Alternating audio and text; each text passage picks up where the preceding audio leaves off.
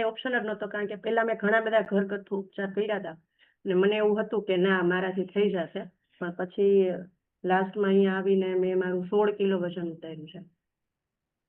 અને ઓકે. અને પેલા 16 કિલો વજન જ્યારે વધારે હતું ત્યારે શું શું પ્રોબ્લેમ થતી હતી? ત્યારે સર એક પહેલા મને એવું હતું કે ખાલી વજન જ વધારે છે, પણ મને અહીંયા આવીને બીજા લોકોના એક્સપિરિયન્સ સાંભળીને એવું ફીલ થયું કે ના આ તો બધું મને પણ હતું, કે જેમ કે મને માથું દુખવાનો પ્રોબ્લેમ હતો એ એટલો બધો હતો કે મને વીકમાં 3 વખત પેનકિલર લેવી પડતી હતી. અને સાથે સાથે પગના તળિયા સવારમાં જાગું ને તો નીચે ચલાય નહીં મારાથી સીધું, થોડીક વાર બેસવું પડે, કાં તો પેલા સ્લીપર પહેરવા પડે એકદમ સોફ્ટ હોય. અને સાથે મને બેક પેન હતું, હેરફોલની તકલીફ હતી, સ્કિન પ્રોબ્લેમ હતો જે બહુ મેજર હતો, કે 13 વર્ષથી આમાં હું એની દવા લેતી હતી. આઈસ પાસે મને ડ્રાય સ્કિનનો પ્રોબ્લેમ હતો, તો એ પણ અત્યારે વધીને 10% જેવો છે, હવે નથી. તો આટલા બધા બેનિફિટ્સ, વજન તો ઉતરો જ છે, સાથે સાથે આ બધા પણ થયા છે. ગ્રેટ. અને લાઈક પેલા કપડાની સાઈઝ શું હતી? 3XL 4XL, અત્યારે એમ ને એલ આવી જાય છે. ઓકે, એટલે 3XL માંથી ઓલમોસ્ટ મીડિયમ અને એલ સાઈઝ, એટલે 3 થી 4 ક્લોથ સાઈઝ એમની ઓછી થઈ છે. અને કેવું લાગે છે, ધારો કે લાઈક કેટલો સમય થયો આ તમે 16 kg 16 કિલો વેટ લોસ કર્યું એને? 10 મહિના થઈ ગયા છે. 10 મહિના. તો ધારો કે 10 મહિના પહેલા ક્લબ તમને ન મળ્યું હોત તો અત્યારે શું હાલત હોત?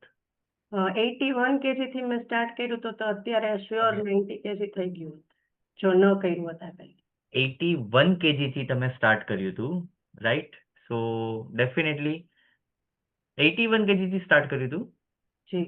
ઓકે, સો 90 kg થઈ ગયું હોત, તમે એવું કહો છો? ઓકે, મને એવું સંભળાણું 80 kg થઈ ગયું હતું.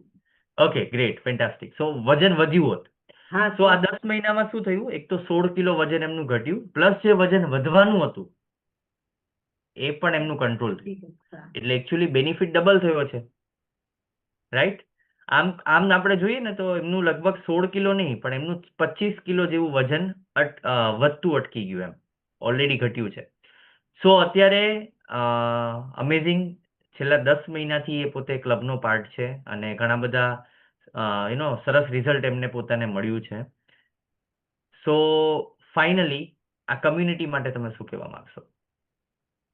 સર થેન્ક યુ, કારણ કે કોમ્યુનિટી ન હોત ને તો હમણાં જ મારે એવો એક્સપિરિયન્સ છે. છેલ્લા 15-20 મહિના દિવસથી આમ થોડીક ઇરેગ્યુલર થઈ ગઈ હતી, પણ કેવું કે આપણે રૂટીનમાં હોય પણ અંદરથી એવું થતું હોય કે કંઈક મિસ થાય છે, એવું ફીલ આવતું હતું. એટલે કોમ્યુનિટી તો હવે એવું થઈ ગયું છે કે ન હોય ને તો જેમ દિવસની શરૂઆત થઈને આપણે નાયા ન હોય કે બ્રશ ન કર્યું હોય તો જેવું ફીલ થાય ને એવું ક્લબ અટેન્ડ ન કર્યું હોય ને તો થાય છે. એટલે રાઈટ. હા, એટલે એ એક પાર્ટ જ બની ગયો છે લાઈફનો. એટલે ધીસ ઇઝ પાર્ટ એમાં ઓફ. હા. અને તમે એવું નક્કી કર્યું હતું કે મંડે થી બધું રેગ્યુલર કરી નાખશું? હા સર, આજથી. એટલે મારાથી હું કહું આજે છું ને કે મંડે હમણાં છે, છૂટી રાઈટ? જ ગયું હતું બધું, પણ હવે મેં રાઈટ. આજથી પાછું બધું મારું રેગ્યુલર કર્યું છે. તો હું અહીંયા આવી છું મારા ભાઈના જ ઘરે, એટલે મારા કોચના જ ઘરે છું, એટલે તો હવે મારે બધું કરવાનું. એટલે વધી જશે. હવે પ્રોબ્લેમ નથી, રાઈટ?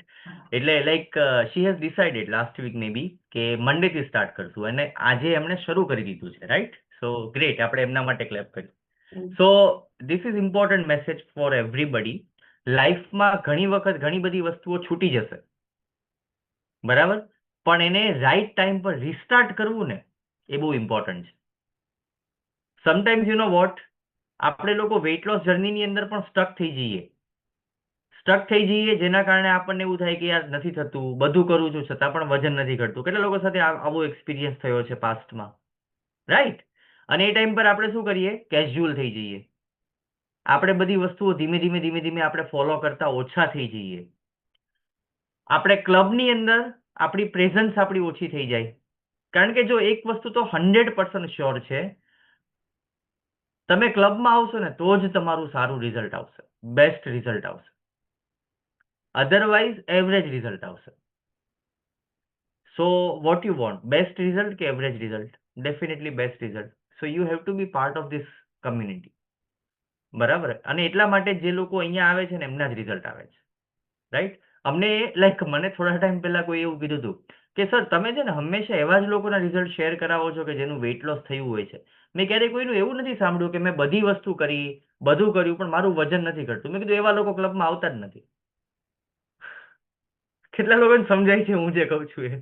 કારણ કે જે આવે છે એનું તો રિઝલ્ટ આવે જ છે, જે નથી આવતા એનું રિઝલ્ટ નથી આવતું, રાઈટ? સો એટલા માટે આ કમ્યુનિટીનો, આ ક્લબનો પાર્ટ બનીને આપણે રહીએ તો એ આપણા માટે લાઈફ ટાઈમ સારું છે. Because health is a life time project. You cannot say કે 6 month project, 1 year project. Your health is your lifetime project.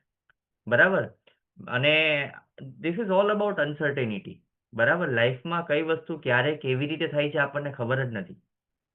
But જો આપણે આ ક્લબના પાર્ટ છીએ તો ડેફિનેટલી આપણી લાઈફને આપણે બેટર કરી શકીએ. Right? So let's move to our today's topic. આજનો ટોપિક બહુ ઇન્ટરેસ્ટિંગ છે. કેટલા લોકોના બોડીમાં બ્લડ છે? ઘણા લોકો હજી વિચાર કરે છે. ઓકે કે મારો પ્રશ્ન ગૌરીશંકર સાહેબ સંભળાણું? હા, તમારો હાથ ઉપર નથી થયો એટલે.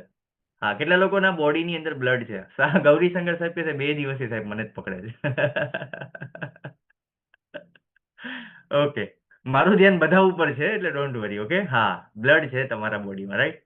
સો હવે એકચ્યુઅલી આ બ્લડ માટે ઇમ્પોર્ટન્ટ જે મિનરલ છે કે જેનાથી આપણા બ્લડનું ફોર્મેશન થાય છે, બરાબર, એને કહેવાય આયર્ન, રાઈટ? સો હવે સેકન્ડ ક્વેશ્ચન, કેટલા લોકોના બોડીમાં આયર્નની રિક્વાયરમેન્ટ છે? બધાને, રાઈટ? પણ ઘણા બધા લોકોને ખબર નથી કે આયર્ન શું કહેવાય. આયર્નને ગુજરાતીમાં શું કહેવાય કોઈને ખબર?